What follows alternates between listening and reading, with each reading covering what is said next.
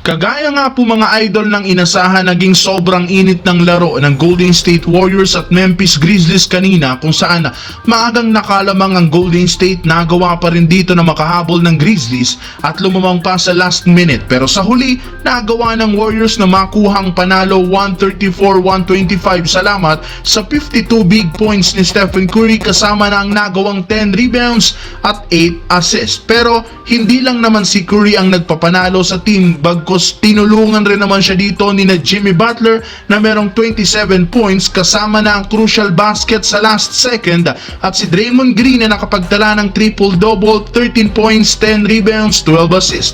At dahil sa pagkapanalo, sila na ang nakakuha ng 5th seed sa Western Conference, 44 wins, 31 losses.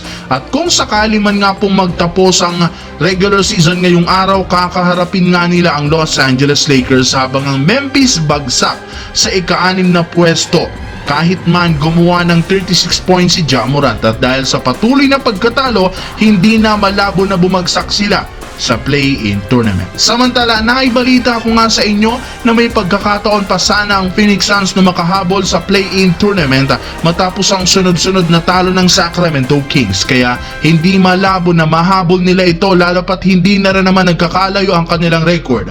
Bukod dyan, puro legit contender ang kanilang mga makakalaban, lalo ng Kings na pwedeng samantalahin ng Suns para malampasan ito.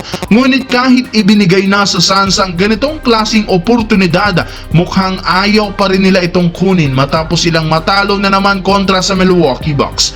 Ginawa na nga sana ni Devin Booker ang lahat, sadyang hindi pa rin sapat dahil matapos mawala at magtamo ng injury si Kevin Durant, nawala na siya ng katulong sa scoring. Kaya bumagsak na sa 35-41 losses ang kanilang record bilang 11 seed, kung saan 1.5 games na ang kalamangan sa kanila ng Sacramento na mahirap habulin, lalo pat puro contender ang kanilang makakalaban. Kaya hindi na nga kayo dapat pang magtaka kung tuluyang ma-eliminate ang Phoenix Suns ngayong season.